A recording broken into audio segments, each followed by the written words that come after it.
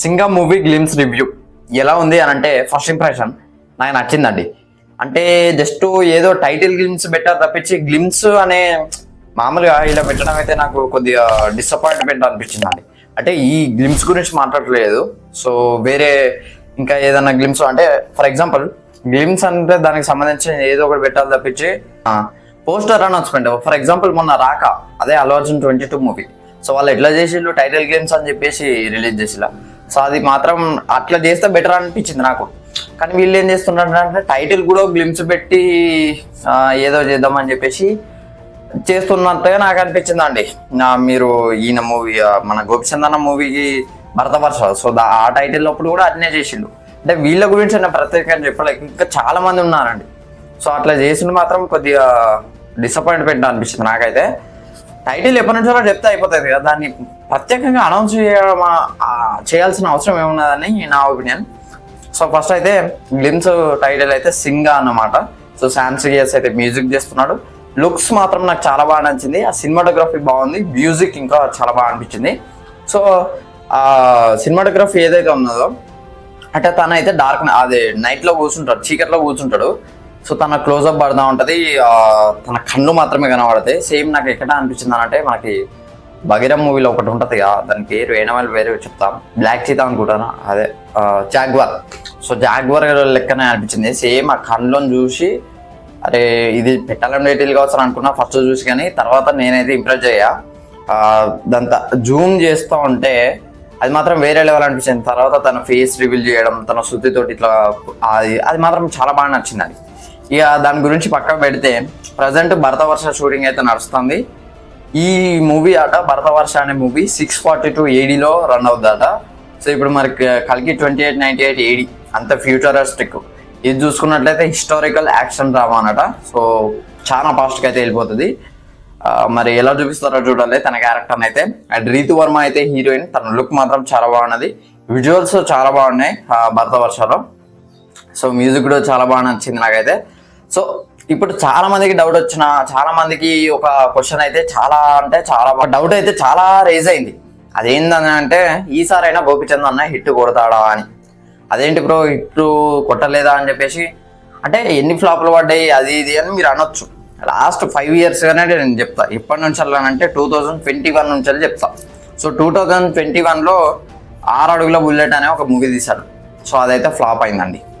And పక్క commercial అనే movie 2022లో తీశాడు, ఇదైతే యావరేజ్ అయ్యింది. సో మిక్స్డ్ టాక్ అయితే వచ్చింది ఈ మూవీకి అయితే. అండ్ రామబాణం 2023లో తీశారు, ఇదైతే ఫ్లాప్ అయింది అనమాట. అండ్ భీమా 2024లో తీశారు, ఇది కూడా ఫ్లాప్ అయింది. విశ్వం 2024లోనే తీశారు, అట 2 మూవీస్ రిలీజ్ అయ్యాయన్నమాట ఒక ఇయర్లో, ఇది కూడా ఫ్లాప్ అయింది అనమాట. సో ఇది వచ్చేసి శ్రీను మెట్ల గారి డైరెక్షన్లో వచ్చింది అనమాట.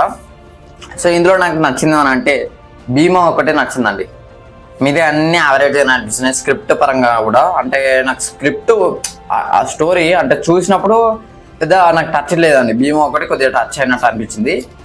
బట్ ఎందుకు ఇలా అంటే అసలు నాకు తెలియదు. ఒకప్పుడు వేరే స్క్రిప్ట్ సెలెక్షన్ అండి ఇంకో వచ్చింది అన్నది.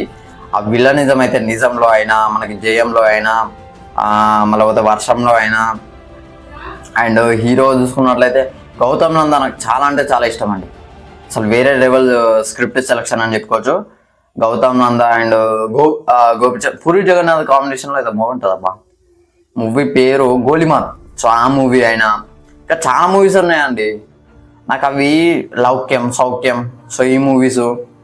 అండ్ సిటీమార్ అనే ఒక మూవీ ఉంటుంది, అది కూడా చాలా బాగుంటుంది. సో ఇట్లా చాలా మంచి మంచి మూవీస్ ఉన్నాయి. బట్ నాకు ఫస్ట్ ఆఫ్ ఆల్ ఈ టైటిల్సే కొద్దిగా డిసప్పాయింట్మెంట్ అనిపిస్తుంది. ఈ సింగా ఉన్న భరత వర్ష ఇవి 2 ఇచ్చి పెట్టండి, ఎందుకంటే ఇవి సపరేట్ వరల్డ్ బిల్డింగ్ ఉన్న మూవీస్ తప్పించి. ఇవి చూసుకున్నట్లయితే ఇప్పుడు 6 అడుగుల బుల్లెట్, పక్క కమర్షియల్, రామబాణం, భీమా ఒకటే ఓకే, అండ్ విశ్వం అది కూడా ఓకే. ఈ 3 టైటిల్స్ కూడా కొద్దిగా టైటిల్సే డిసప్పాయింట్మెంట్ అన్నట్టుగా అనిపించిందండి. యాక్చువల్లీ ఆయన చేసే స్టోరీసే కావాలి నన్ను అడుగుతేవి. అంటే ఆయన కట్అవుట్కి, ఆయన యాక్టింగ్కి వేరే లెవెల్ డామినేషన్ అండి ఆయన యాక్టింగ్ అయితే. అట్లాంటి స్క్రిప్ట్ రాయడానికి ట్రై చేయాలి. మేబీ ఐ హోప్ ఈ భరత వర్షాలన్నా అట్లాంటి క్యారెక్టర్ని అయితే మనం చూస్తాం. వింటేజ్ గోపిచంద్ అయితే చూస్తామని అనుకుంటున్నా. ఎస్పెషల్లీ ఆయన యాక్టింగ్ పరంగానైతే. అండ్ ఇక హిట్ కొడతాడా అని అంటే ఖచ్చితంగా కొడతాడు. నాకు భరత వర్షం మీద 100% నమ్మకం ఉన్నది.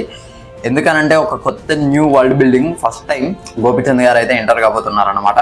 వైకింగ్స్ అనే దగ్గర చూపించబోతున్నారు. సో ఆయన అయితే వైకింగ్స్ లో భాగంగా కనబడబోతున్నాడు అన్నట్టుగా క్లియర్గా అర్థమవుతుంది. అట్లా నువ్వు చెప్తావు అంటే ఆ డ్రెస్ కూడా అదే. అరే నీకెట్లా తెలుసు అని నువ్వు అనుకుంటే కేజీఎఫ్లో అదేరా కాస్ట్యూమ్ చూడండి, ఇక్కడ ఈయన కాస్ట్యూమ్ చూడండి, రెండు సిమిలర్గా ఉంటాయి. సో అండ్ వైకింగ్స్ అని అయితే క్లియర్గా అర్థమవుతుంది. అండ్ రాజులు రాజ్యాలు అయితే ఉంటాయి అనమాట, కింగ్డమ్స్ ఉంటాయి. సో ఇదైతే ఒక హిస్టారికల్ మూవీ అనమాట. అండ్ దాంతోపాటు రీతు వర్మ రోల్ కూడా చాలా బాగా ఉండబోతుందని క్లియర్గా అర్థమవుతుంది. ఎందుకంటే తన పోస్టర్ చూస్తుంటే నాకైతే పిచ్చి నచ్చింది. విజువల్లీ అయితే మూవీ అయితే వేరే లెవెల్ ఉండబోతుంది. మ్యూజిక్ కూడా బాగుంది. డెఫినెట్లీ ఈసారి అయితే గోపిచంద్ అన్న హిట్ కొట్టి బాక్స్ ఆఫీస్ని అయితే షేక్ చేస్తాడన్న నమ్మకం అయితే నాకు ఉన్నదన్నమాట. సో డెఫినెట్గా హిట్ కొట్టాలని ఆ దేవుని అయితే మనస్ఫూర్తిగా కోరుకుందాం. ఎందుకంటే అన్నని మంచి రోల్లో చూడాలి. అసలు ఎట్లా ఒక మాసు, నిజంగా ఆ కట్అవుట్ అయితే వేరే లెవెల్ అండి. ప్రభాస్ గారికి ఎంత డామినేషన్ ఉంటుందో ఇక్కడ గోపిచంద్ గారికి కూడా అంత డామినేషన్ ఉంటుంది.